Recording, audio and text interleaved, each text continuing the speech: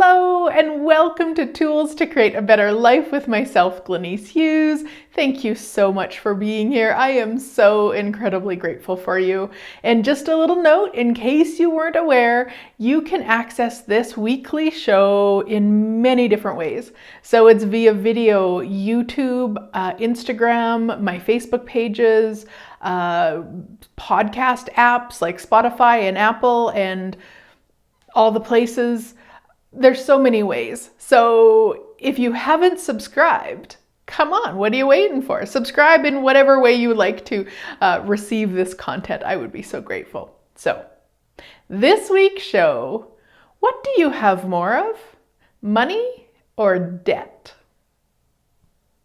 That is a question from this phenomenal book, the How to Become Money Workbook by Gary Douglas with Access Consciousness, accessconsciousness.com for more information. And it is a phenomenal book that there's 13 questions in the book that you are suggested to go through multiple times. In fact, more than 100, just to start clearing your points of views about money.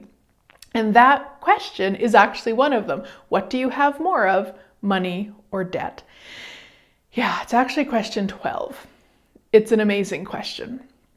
And when you go through the 13 questions, they're really kind of bizarre questions. Like, that's a bizarre question, right? Like, what do you have more of, money or debt? Like, you just need to look at your bank account and you can figure that out.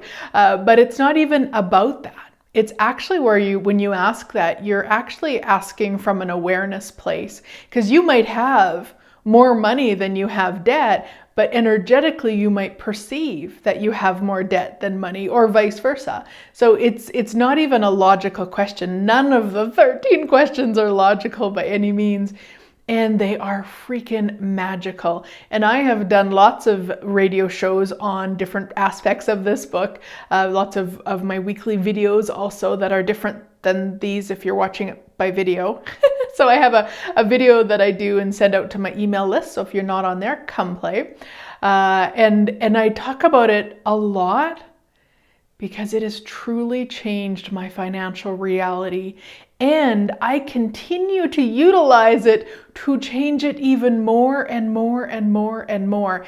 Now, Gary also came out with a book called The Advanced How to Become Money Workbook. So I alternate between the two, doing classes and courses and free videos and all the things, because to me, it is one of the most ease way to clear points of views that you probably didn't even know you had.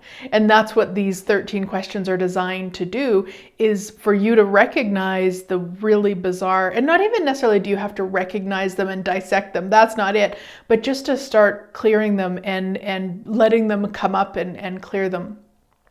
In fact, I did back in, I think it was 2019, I did 100 days in a row via Facebook Live where we went through the 13 questions every day for 100 days. Oh my gosh. And I'm going to tell you, in case you didn't listen to that show, because I did a whole show about it, something about what I learned from it or something. The greatest gift that I got from doing that, and there's probably so many I don't have words for, but the greatest gift that I can put words to is that I stopped calling everything, wow, easy for me to say. I stopped calling it money, wow, when it was actually cash I was looking for. So we often say, oh, I would like more money. What would it take to have more money show up? Now, the thing with money is it's not necessarily cash. So if you would like to have more cash show up, you want to be asking for that also. So now when I ask for money wealth, cash, and I've even, since I just finished going through the Advanced How to Become Money workbook with a group of people, I now also include fortune in there because that's talked about in that book. So wealth, money, cash, and fortune, because cash isn't necessarily money. Money can be a hug. Money can be sunshine. Money can be a piece of dog shit on the ground. Like, money isn't what we think it is. And so make sure if you're asking for cash, you ask for cash. And then, of course, I like to include the other things too, because I'd like it all, please and thank you. So there we go. So what do you have more of, money or debt? Yeah, everything that brings up, well, you destroy and create it all, right, wrong, good, bad, all nine, POD, POC, shorts, boys, and meons. That is the Access Consciousness Clearing Statement. You can go to theclearingstatement.com for more about how it works. But basically, whatever insanity came up, and it might have just been energy, it might have been thoughts and words, whatever, it starts to dissipate that. So it's very, very magical. So a couple of things that is talked about in the book with regards to debt is one, and this is, I'm going to say really, really something you might even want to take a note right now, is instead of calling it debt, start calling it past expenditure. I know, right? Just take a moment right now, okay? If you can, if you're not driving or doing something important, just close your eyes. And just say either in your head or out loud, just to yourself, debt, debt, debt. Okay, perceive the energy of that. It's pretty contractive, it's pretty heavy. Now, close your eyes, present again, past expenditure, past expenditure, past expenditures. There's really no solidity on it. It's no big deal. And that really is what Gary's getting us to look at with this, is when we use the word debt, the energy of that is so solid and so real and makes it so significant that you're probably not going to change it much. Or if you do, guess what? You'll create more of it. Whereas if you actually call it what it is, which is past expenditures, that's all it is. Insignificant past expenditures that you have a choice with. Now you're acknowledging what is. Now you actually have the choice and the space and the possibilities to change it. Yeah, totally different energies.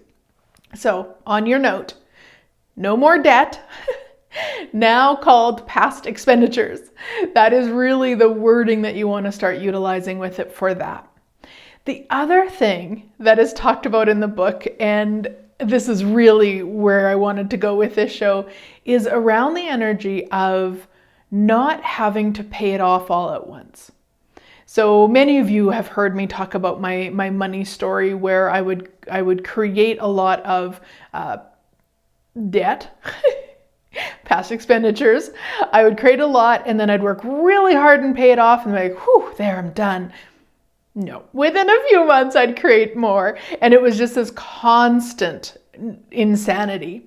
And what I know, and I mean, I even knew it at the time, was that although I would distract myself with it, but there was this energy of like, I need to pay it all off now. And so the highest it ever was in terms of credit card debt, past expenditures, was around $20,000. Now that was back at a time where that was a lot of money to me. And so I would be asking for that amount to show up to pay it off. But really it wasn't until I looked at what can I do right now to start paying it off. So rather than like, oh, well, I don't have 20,000 right now, so I can't pay it off, so I'll just go use my credit cards again. I know, insanity, but that's how I lived. I just looked at, okay, so what could I do now? And the very last time that I did that insanity of like making it really big and then paying it off was what I did was I was teaching Reiki classes, and for I don't know how many months, 9 or 10 months, every class of Reiki that I taught, every penny went onto the credit card, past expenditures. And what was so cool is that I didn't even take out expenses. Like nothing came out. It all went on to the credit card. And what was so cool is it was taken care of very quickly. Like just by my choice to pay it off and my action to pay it off and my no matter what, my demand of me, no matter what, I'm doing this, was then able to pay it off fairly quickly for me back then, and then not have to choose it anymore. But that's the piece that they talk about in the book, and you really want to look at that is, what can you be doing today to start paying off the past expenditures? So it probably isn't the full amount. Now, if it is cool, we don't want to limit it, and possibly it's not. So what is required? What can you do? In fact, in the book, Gary talks about taking 10%. Take 10% of what comes each month and put it on to the past expenditure. Now, I'm talking about credit cards. You might have a line of credit. You might have whatever it is. Do that, however you want to work it, but find something that works. And then the other piece, I would say personally, find something that works and there's a bit of a push. You have to stretch maybe a little bit. So like if you're thinking, oh, well, I'll do 1%. That might not be the stretch required. Now, you don't want to say 50% because that might just again, easy for me to say, where are my words today? It might feel fun to think about. And you could be setting yourself up to not do it at all. So what is a push? What is a stretch? And what is actually going to create the future you desire? So it might be 5%, it might be 10, it might be 15. It might be doing like I did and go, okay, every class I teach, every painting I paint, or every painting I sell, or every whatever, like however you need to do it. But look at it from that and take the significance off of what you need to, like how wrong it is that it's debt. The other piece with debt, you guys, is that many of us have done both ways. So we've spent time in other lifetimes in debtor's prison. We've also, in other lifetimes, put people in debtor's prison or ran debtor's prison. So there can be a lot of really harsh, icky, sticky, ucky energy with the word debt itself, just from that. So you really want to be aware of that and just start calling it past expenditures. They're just past expenditures that now you have a choice with. It's like, okay, what would I like to have? And you maybe don't even have a desire to pay them off. And that's fine. You don't have to. I'm just giving suggestions if you do have that. I really, really, really appreciate not having that insanity anymore. And there was a few things I did with that. One, I made the choice, I made the demand, I took the action, but then I also had to look at, okay, what's it going to take for me not to choose it again? Because here's the thing, you got to trust that you're going to do what you've always done. So what I knew up to that point, which was 2014, is up to that point, I had always done a good job of paying it off eventually. And then I'd always done a really good job of recreating it. So I had to look at that for me and look at, okay, what's actually required? What's required here? And guess what? I had to put in action the paying off my credit card that I used. And so in lots of situations, I required to use my credit card. Let's say I was booking hotel rooms or venues or stuff like that. Then I required to use it. So I would go into my bank account, however many times a day I used it, and I would actually pay it off. And it's what I required to do to ensure that I didn't actually recreate it. Because one of the things that I did to create it in the first place over and over and over again was I pretended it didn't really matter. It's like, it doesn't really matter. Like, it's just $20. Oh, no big deal. Well, guess what? You spend $20 often enough, by the end of the month, that's a little bit of a big deal. And then what happens is that it gets, and this is just my experience with it, at the end of the month, when it was no longer just $20, it was, let's say, $2,000, but it's already added to the, I don't know, $18,000 that was on there. It was just like, it was so like, oh, I can't even deal. So I would create the reasons and justifications not to actually take action and change it. So I really had to look at, okay, what do I need to put in place? And for me, it was paying it off. Now, I would say in the last 6 to 8 months, I've actually not required to do that. But from 2014 until basically the end of 2020, I required to do that. And that's okay. That's okay. I'm not wrong for it. I shouldn't have figured it out sooner. I was just willing to do it until I just knew I didn't require to do it. But I'm also not going to now just like, oh, it doesn't matter at all. No, I'm still going to be aware. I'm still going to watch me. I'm still going to be present with what I'm choosing. And I just so far haven't in the last few months required to go in and pay it off right away to not create it more. So really just the honesty with you and the willingness to do whatever it takes. Yeah, so everything that brings up me to stir and uncreate at all times a godzillion. Right, wrong, good, bad, all nine, putt, puck, shorts, boys, and beyonds. And it used to have a section in the foundation manual for quite some time, actually. Years, I would say. I just realized now it's not in there anymore. And Gary would suggest that if you had, I wonder if I can remember how much it was. If you had something like $12,000 or less in a past expenditure that you wanted to pay off, then look at what you needed to do in a year. So that would obviously be $1,000 a month, and then whatever interest, etc. But just to kind of keep it simple. And if it was over that, he suggested doing it over longer than a year. And it's the same idea as what's talked about in the How to Become Money Workbook, because you want to look at what is doable, what can work, what can you feel like a success at? Because to me, that's the other part. I require to feel like I'm making progress with it.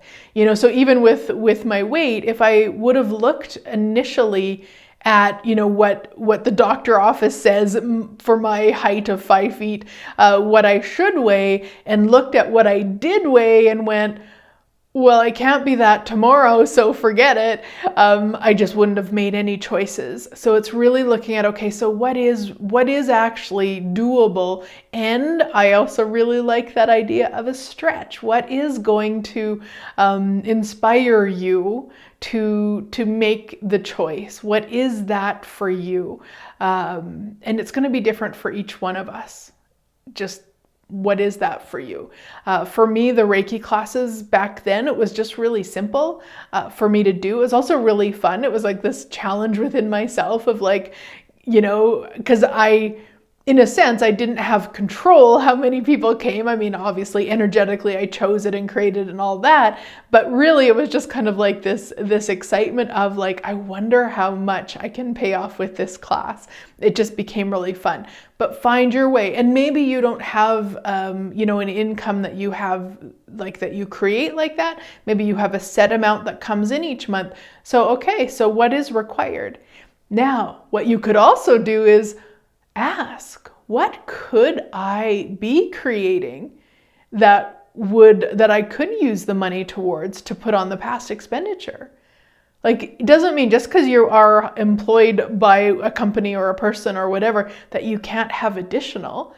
How much fun would that be? So it's also talked about actually in the advanced How to Become Money Workbook, because there's a woman in there who's saying to Gary that she needs to start cutting her expenses to take this other job. And he says to her, well, what about adding to your life? What could you create? What could you be or do different that you could have another profitable revenue stream? I always call it profitable. I just like to. And And so he gets her to go through her day and ends up having, I don't know if it's like 8 hours a day at home or something, or 6 additional hours each day where she's not at work or not, you know, doing cooking or that sort of stuff. It's a huge a number that really, you know, where she gets to look at like, wow, I actually do have a lot more time. I think a lot of times we get caught up in the, okay, well, my work day, and then, you know, I need rest time, and I need this time, and do we really? It doesn't mean you have to work all the time. That's not what Gary's saying at all. But you do want to look at that if that's something you're saying, oh, I don't have time for anything else. Is that actually true? And maybe it is. I'm not saying it isn't. And it might be something that you explore a little bit more. And there's lots of profitable revenue streams out there that don't require you to be physically doing something with it consistently all the time. So I've recently become an affiliate for a few different things actually, and will continue to do so. You know, just different companies reach out to me or I reach out to them depending on if it's something I use a lot. And so that's one really fun way for me to actualize more money that doesn't require me doing anything different than I'm already doing. So for me personally, to be an affiliate for something, I have to really love it. So I wouldn't become an affiliate for, I don't know, men's underwear.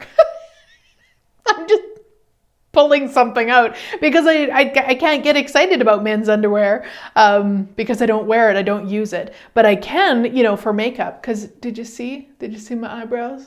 Yeah, I know, right? I had to match my shirt. Oh, the fun I have. And I do actually even have purple and pink in my hair, but it kind of got lost, so can't really see it. Anyway. You know, so I can for makeup. I can for some women's clothes.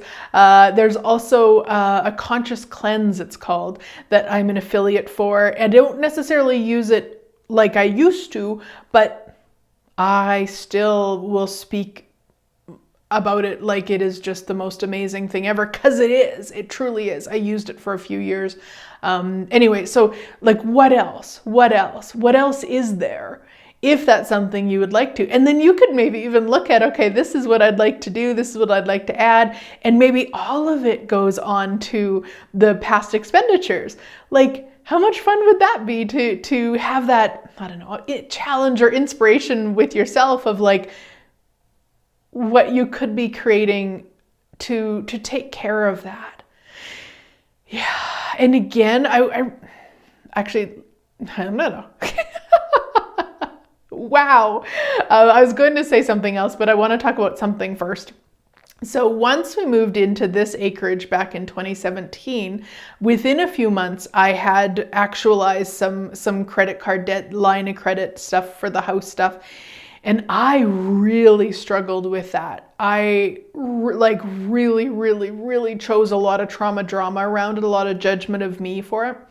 And then I attended a class with Gary and Simone. Simone used to be the worldwide coordinator of Access. She now does a lot of other stuff with Access. And so in their class, I asked them about it, and they really brought to my attention how much I was judging me for it. And I was like, wow, I didn't recognize that. I had made past expenditures so wrong. So in my 3 years of not having any, then I went into this insanity when I did create some of how wrong I was, and I'm exhausted even talking about how much I made myself wrong for it. And one of the coolest questions that Simone asked me in that class was like, truth, what future are you creating with them? And it was like, whoosh, so much. And so I really started to recognize that at that time, in that moment, that they weren't wrong. And not that they're ever wrong. Past expenditures are never wrong. They're just a choice. So again, we take off the significance, and it's just like, they're just a choice. And the ones that I had actualized in the whole house thing and all of that had actually was creating a future beyond, beyond, beyond. What was so cool is after that, I was then able to take care of them. I was able to pay them off with ease. I really, all the while I had all that in judgment about them though, they were not moving. And it was like trauma drama times a godzillion. So really, you know, look at that too. If you're judging the choices you made, stop. You can do whatever. You can use the interesting point of view tool on them to clear them, or just, you know, the clearing statement over and over, whatever it is, but get out of the judgment of you for choosing them. And now what? Now what? Now, some of you might have even, you know, chose bankruptcy or different things like that. Same thing. Okay, cool. Interesting choice. Now what can I choose? Like, get out of the judgment of all of that insanity, because that is then when you will change it. At least that's what I know for me. Once I got out of the judgment, I was able to change it and really receive from what we had. So we'd bought some furniture on the line of credit, and then we'd done hubby's shop.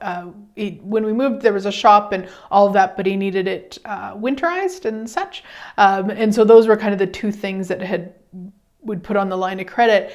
And then I could really receive from them. Like once I got out of the judgment, I was like, oh, I love this new furniture. And I do. And I love that hubby has a beautiful shop that he can go into any day of the year. Because here in Canada, in the winter, if it's not winterized, you're not going to spend time in there for the most part. Or maybe you're really covered up to do it. But anyway, so it really, once we get out of the judgment, we can receive from it, and then we'll have the awareness of what's possible. And then we'll be able to take the action based on those awarenesses, and then you'll be able to take care of it. And again, it might only be 10% each month or 5% each month, or every affiliate processed, you know, for something, or whatever way you do it. Just recognize that you don't have to distract yourself with not being able to do it all tomorrow, so you don't do it at all. Because that is, I would say, one of the ways that I spent so much time, and then just the trauma, drama, and the judgment of me about it. And oh my gosh, there's so many better ways to spend your time, my sweet friends. So yeah, so what do you have more of? Money or debt? Yeah, awesome. So come and play with our 13 Zooms for the How to Become Money workbook. We've got coming up April 20th of 2021, and all sorts of other awesomeness too, guys. You can check out the upcoming events link, and I look forward to playing again soon.